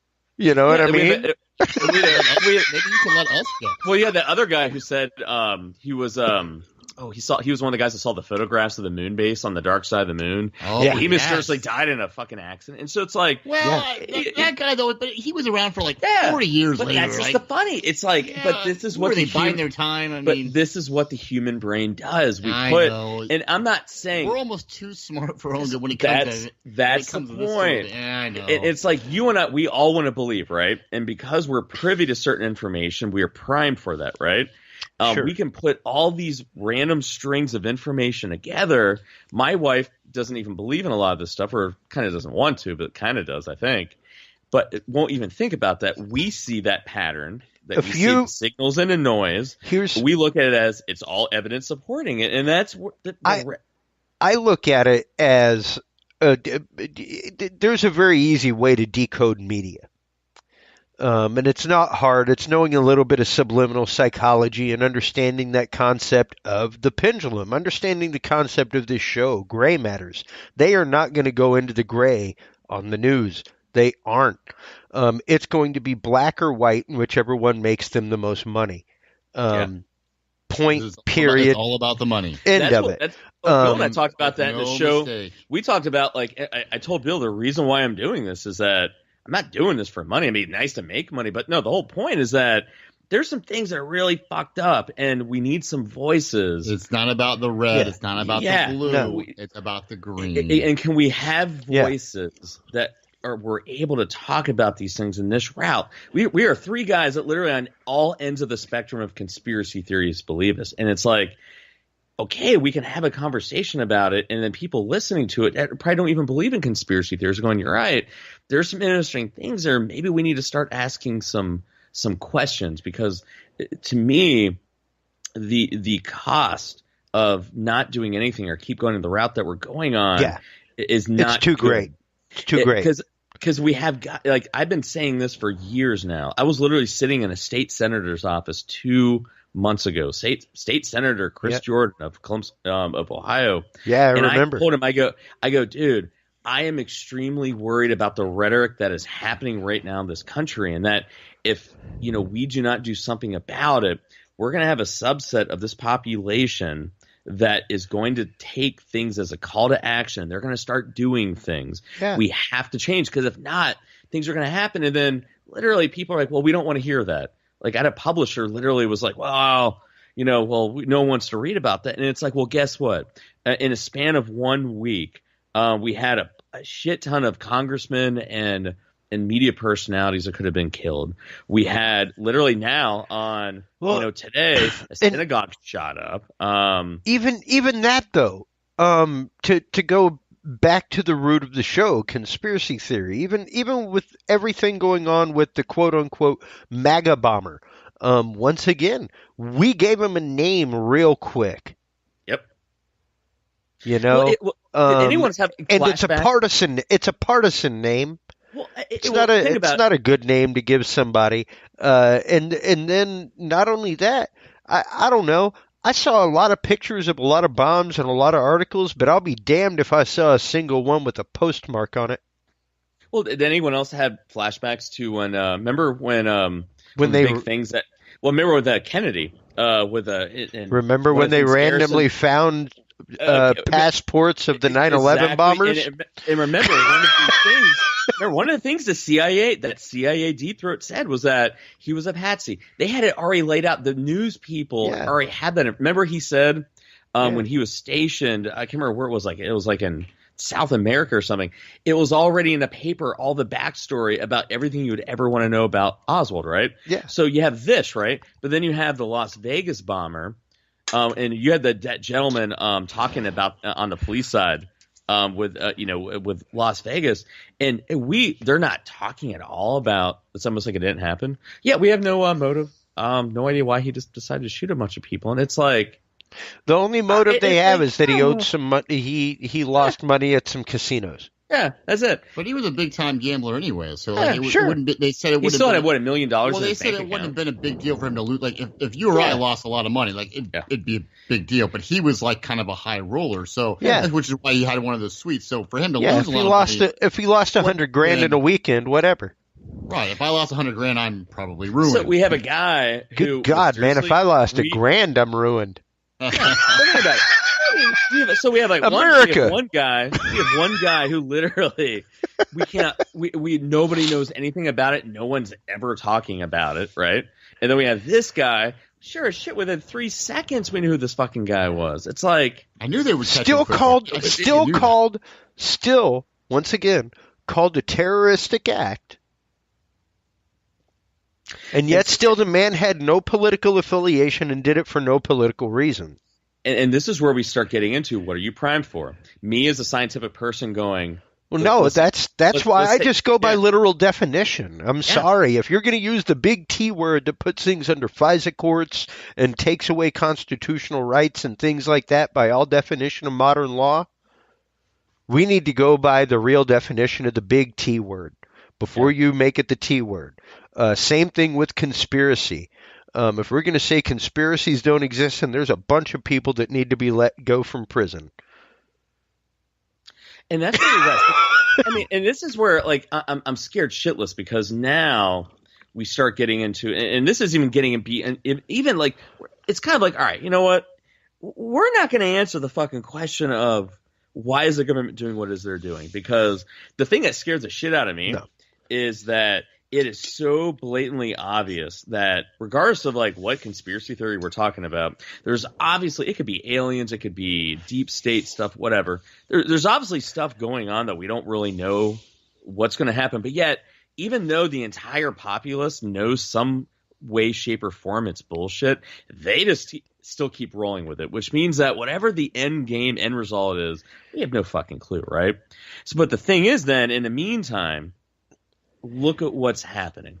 And what scares the shit out of me is that we're in this place now. And what's interesting is that look in philosophy, look in religion, look in neuroscience, look in psychology, sociology. Whenever you have people operating from a fear-based perspective, we're selfish and we have no empathy for anybody else. Nope. And what scares the crap out of me is that now we're in gangland style war. In a couple weeks in Gray Matters, we're going to be having a great panel. I'm looking for the final OKs, but one of the things we're going to be talking about is having an expert on gangland style shootings and retribution. They've worked people into a frenzy. Yep. You know, you got it. That's what it is. There's a reason I posted and brought up that topic a few weeks ago, Michael, about the possibility of removing the amygdala. The part of the brain that is the reptilian part of the brain, that is the instinctual fight or flight mechanism. Imagine what a horrible, crazy world we would live in if people just had that piece of their brain the size of an almond removed. Well, and that is so vestigial. They're using it for their own gain, and then the effect is that now you've turned the people on each other, right? It's almost like we kind of know you're the enemy, but then they've done such a good job of distracting us that we're the enemy that now we're going after each other. And this is what scares me, is that now we're in gangland style retribution. You're the enemy, you hippie. Yeah, my biggest fucking fear is that, and you're gonna call it here first, and I hope I'm fucking wrong, right? I hope I am more wrong than anything. But I've been saying that what was going to happen this week has been happening for a couple of years. Now I worry in a week or two, you're going to see some nut job that's far left. It's going to go, now it's time for, I'm going to get even now. I'm going to go after conservative columnists. I'm going to show you. Yeah. And it's going to go double. And like my shit's actually going to go off now. And that's what I worry is where we're at now and how reckless. I am all about conspiracy theory, but think about how we're talking about it right now. Scientifically, evidence. We're not saying believing it, but hey, let's try to see what the evidence is. But now we have the media going out there. There's a congressman at one point it was conspiracy theory that the Earth was round. And think about it, we had just let that one sink in for a minute. But the thing is, you have some people who don't even believe in science anymore because it's about, I don't want to change my belief. You cannot give that inch. No, you cannot. No, it's also the fact of when everything that you know as science has been negated. Pluto isn't a planet. There's polar ice caps melting on Mars, and all there are is robots there. But apparently, we're the only ones affecting the planet Earth. You know, it can't possibly be a solar cycle. Well, the thing is, what I worry about with conspiracy theory. I'm just playing devil's advocate, folks. No, you're totally right, though. I mean, like, it's all about. But the thing is, we need to play devil's advocate. But we need to play all science, there. Literally.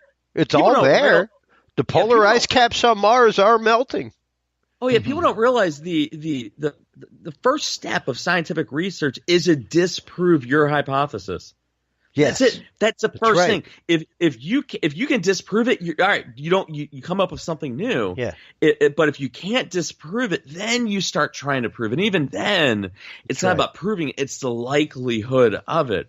That's the fascinating thing is that we have people who don't.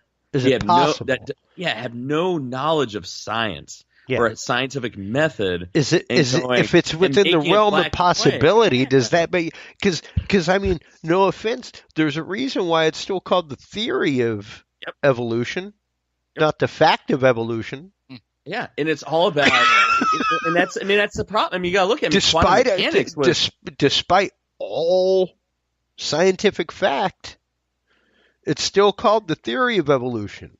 Well, even quantum mechanics was based upon like we have to learn how to do research differently, and I think and I think the problem that we've gotten ourselves into is that you have media people now make it's this or it's that, and then and moreover when we start doing conspiracy theory, they did a research study showing that you can't argue fact with a conspiracy theorist, especially a mainstream one now, is because the very facts that you use to prove them wrong technically embolden them and prove them wrong. And so there was a guy literally 2 days ago, a Florida congressman, mind you, a sitting Florida congressman who was peddling the whole idea that this is a false flag. This is maybe not even local. This is some. Yeah, you can't talk. Yeah, facts. And when he goes, you know what? And they go, prove it right. And he goes, well, you can't prove it wrong. Yeah.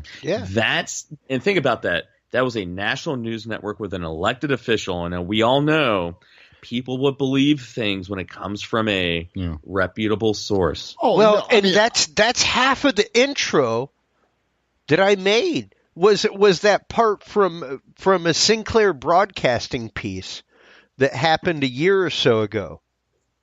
Where, and for those that don't know, whenever you listen to the radio, whenever you know, Sinclair Broadcasting is, to television as Radio One or other huge media outlets are to radio. And there are only a few of them, like Clear Channel, things like that. Most of the radio stations you're listening to across America are Clear Channel communication stations. Most of them most of them that you're watching on television are Sinclair Broadcasting in some way, shape, or form. Except for this is the HC Universal Network. HC Universal Network. Network. Part of the system. No, we're just adjacent of it. Side drilling, so to speak. We are. Just like you side drilled in my podcast. Slant drill. That's it. We're the slant drillers of the fact industry. To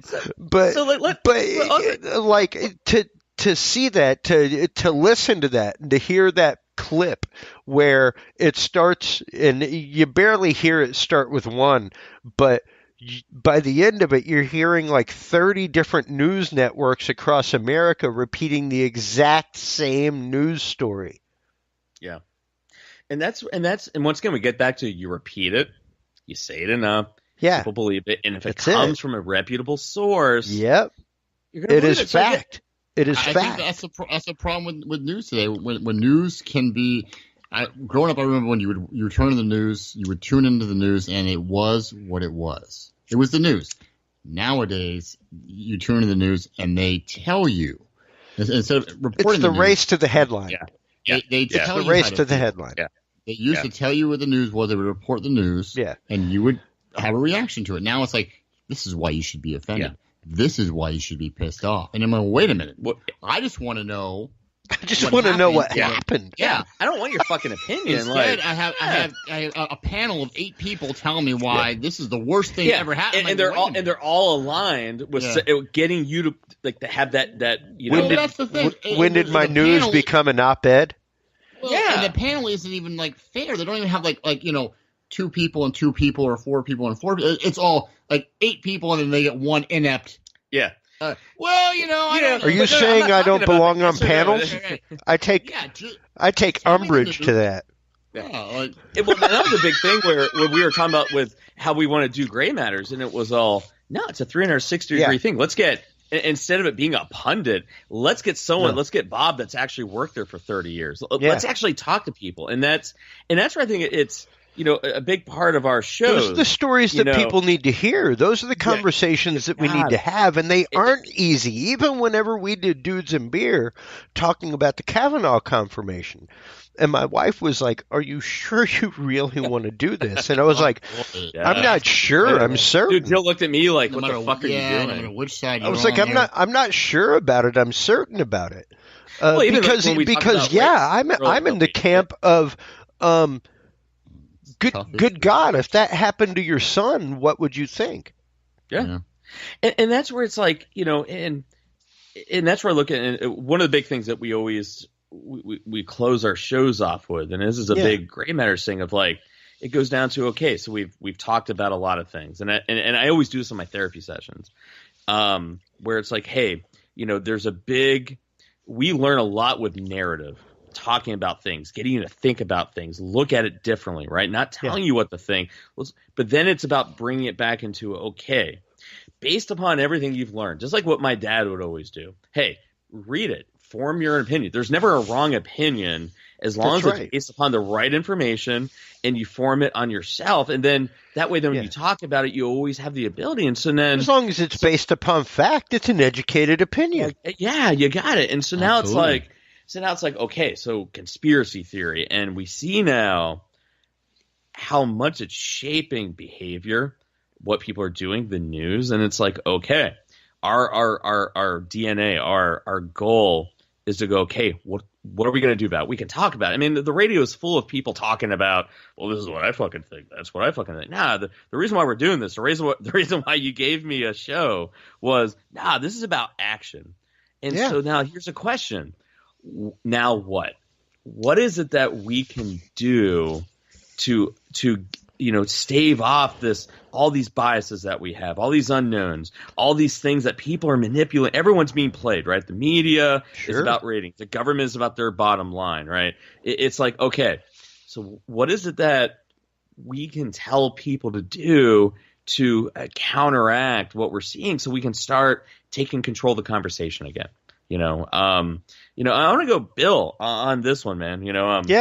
What do you think, man? I mean, I love Bill's style because Bill is always Bill's like one of the smartest dudes I know, and Bill just has a way of just understanding the world, and it's so matter of fact. Bill could be like tell you like, Mike, I think you're a fucking moron, but he has this really good way of going, you know what, Mike, I love you to death, man. We're cool. Well, and I'm going to ask you a straight up original, like episode 1 through 5 Dudes and Beer question real quick, Bill.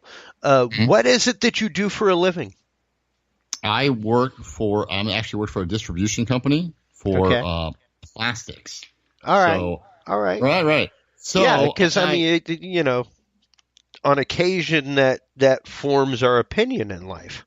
So absolutely. So I get to deal with and work with a lot of different types of people, working people, so to speak, office people, and everyone in between. So I like what I do. I've been doing it for almost a dozen years now, and I enjoy it. So absolutely. Yeah. Absolutely. And think about, like, based on all your experiences, think about, one of the big reasons why I moved back to Columbus was you have to earn an opinion here. Sure. We're down the middle, 50-50. I mean, you look at the state houses. I mean, there's certain counties that are, some conservative, more liberal, but it's like you can't come out of Ohio as a politician or anything and just be blindly this, that, the other. I mean, you have to earn. I mean, you have to, like, have an opinion and give a reason for it. And we grew up with a very unique and interesting, I think, perspective of things. You can have 5 guys all hanging out, drinking beers, and vehemently disagree, and you might get a little testy, but bottom line, you're all walking away going, all right, that was a different way of looking at it, right? Mm-hmm. And that's where I look at that's what's missing in the country, right? And so when we kind of talk about conspiracy theories, it's like, all right, Bill, on the spot, like, what can we do? And think about it, something that you could tell your Facebook friends, your family, and go, hey, listen, try doing this, or this is something that we can do to insulate ourselves from that. What would you suggest? The only thing I can tell people, quite honestly, is the same thing that I try to do. There's a lot of news out there. There's a lot of information. It's hard to decipher what's real, what's biased, what has an agenda. I get that. Even knowing this, I still can't decipher what's real and what's not. You hear that term fake news. Some of that's true, some of that's not true. All I can tell the people is I encourage you to go out and find the information for yourself. Find your own truth, right? Yes. Do your own research, listen to all sides, interpret it, and make your own, informed decision. Don't just get it from CNN. Don't just get it from Fox News. Don't just get it from wherever you get it from. Get from multiple sources, because a lot of those sources do have some kind of agenda. They do have a bottom line, or what they want you to feel or believe or buy or don't buy. Listen to it all. Make your own decision. You're smart. We're all individually, we're smart people. As a group, we're not so smart. No, exactly. Once you get beyond groups of 10 or more, the IQ goes down exponentially. We're down to almost cavemen. I mean, and that's we not are. On us. It's like, I'm part of that. We're just like throwing Plato, bones in the air. Yeah. Was it a Plato calling out the cave, man? Yeah, just do your own research, and you'll 9 times out of 10, I think you'll make the decision that you think is right. I really do. Just you go to one source, and we're all easily influenced, but that's why I fucking love that, because it's think about it, Chris. I mean, like, you can't lie to somebody if you're honest about what is going. If you know what the score is, or what is information. You know what? It's you can't have someone lie to you. You know that's bullshit. And so that's great. Chris, I'm gonna throw it out to you then. I guess I'll wrap it up since you hijacked my show. I'm gonna wrap it up. So I'm gonna do it. I'm gonna quarter you into. So what, based upon everything, all your experiences, everything you know, what would you suggest? What is the one thing? What is one thing any listener can do besides listen to the badass shows of Dudes and Beer and Gray Matters Radio? Besides that, what can people do? I mean, those are pretty all-encompassing between them, those two. But quite honestly, read. Take time to think. Take time to weigh information. Take time to kind of rewire the way that you personally think. I've been trying to for years kind of get rid of sarcasm. I know it sounds kind of stoic, but sarcasm is that low-hanging fruit. It's really easy to cut to the quick, to try and get the easy word in, to try and be the first one to the punch. And I think that's a lot of our problem. Yeah. Like when I look at Bill in the shaved, I can look at Bill in the shaved head. I still sit there and look, and I'm like, oh my, the fuck did you do, man? Like, but that's all in good fun. Don't get mad at me because I can pull it off and you can't. I wish I could. I'm just more aerodynamic. But I would point and laugh if you had a shaved head, Mike. I could. I don't know. I could. It might make for great radio having a shaved head. Oh, it's more aerodynamic for the radio. It makes for perfect radio, actually, because you can't see it. But I love that. You see what I mean by the sarcasm and how it's hurtful? But the thing is, among people that actually dig each other, hey, it works, right? Didn't your dad once tell you, Mike, that you were ugly as a mule and twice what he said? He goes, you have a face for a radio, Mike. Yeah. Well, I think you make an awesome point though, Chris, because I think it's about listening. Even if you say and talk about something that's radically kind of different, when there's respect. And that's what's gone out the window. Think about with Hannity. Think about all these TV shows. Everyone has like this snarky, condescending. We're all just, and it's very, very much the, I guess the Pulp Fiction concept of we're all just waiting our turn to speak. Yeah. Yeah. Are we actively listening? Are we shutting down our preconceptions? Are we tearing our wall down? Are we peeking outside of our door when we listen to somebody? And are we actively just shutting our mouth and just listening? Just listening. Don't wait your turn to speak. Don't wait your turn to try to convince somebody to your idea. You're never going to convince somebody to your idea. That's the wrong concept to begin with. All you can do is educate their conscience on your point of view. Nothing more. That's it. And leave it at that. And that's gone. That is gone in every angle, every nook and cranny of society. That common respect and decency is gone. And no, I think it's us versus them now. Yeah, and that's what I dig with what we're doing on the network, and that's what I dig with what you're doing, because when you look at the people that you're kind of putting in place and the types of programming, it kind of meshes this whole hey, we can talk about the most crackpot conspiracy theories, conservative, liberal, this, even down to sports. It's about, can we have discussions about things that we vehemently disagree with and are passionate about, but talk about it in a way where we're respectful, presenting facts in a way where we can actually listen, but also doing it in a way that's entertaining, but yet not putting the entertainment value at the expense of all those things. And my hat's off to you. I think it's awesome what we're kind of doing. And I think where it brings in the one suggestion I would have, besides listen to, all the quality programming on the HC Universal Network, especially the Dudes and Beer and the Gray Matters Radio podcast. Yeah. But of course, right? But I'm going to really use my dad. Listen, you can't have the wool pulled over your eyes. It doesn't matter who in the hell is talking with you. You can never have the wool pulled over your eyes if you know something about what is being talked about. We're being taken advantage.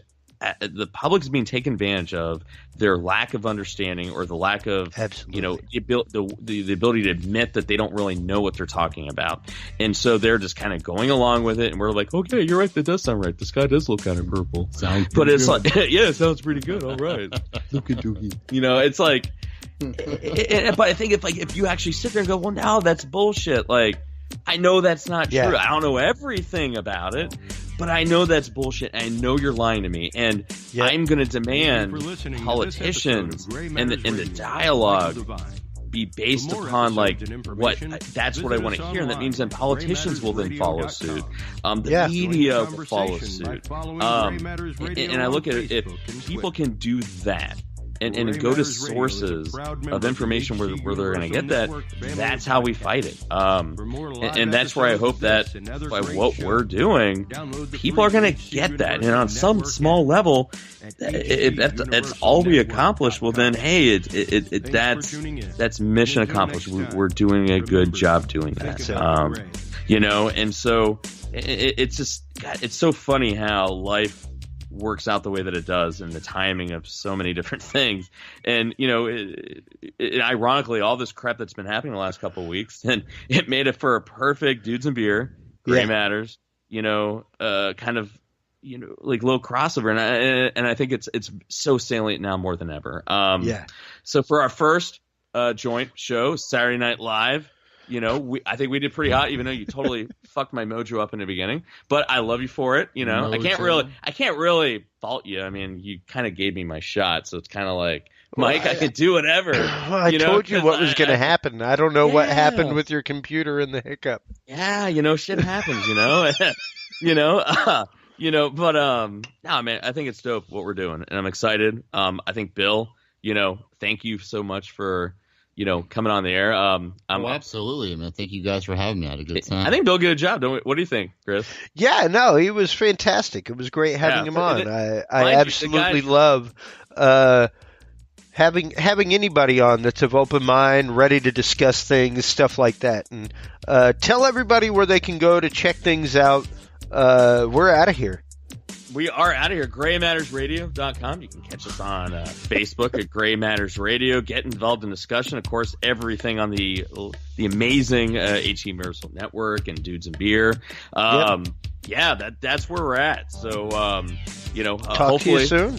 Absolutely. Bill, I'm going to be bugging you. Don't email me. Don't contact me. Oh, I'm going to be bugging you. Don't call me. It's too late. You're already in. You're already in. So, everybody, it's been a great Saturday night. Chris, my man, you rock it out down there in New Orleans, and we'll continue this on. Everyone, Just All right. Radio is a proud member of the HC Universal Network family of podcasts. On that note, good night, everybody. Episodes of this and other great shows.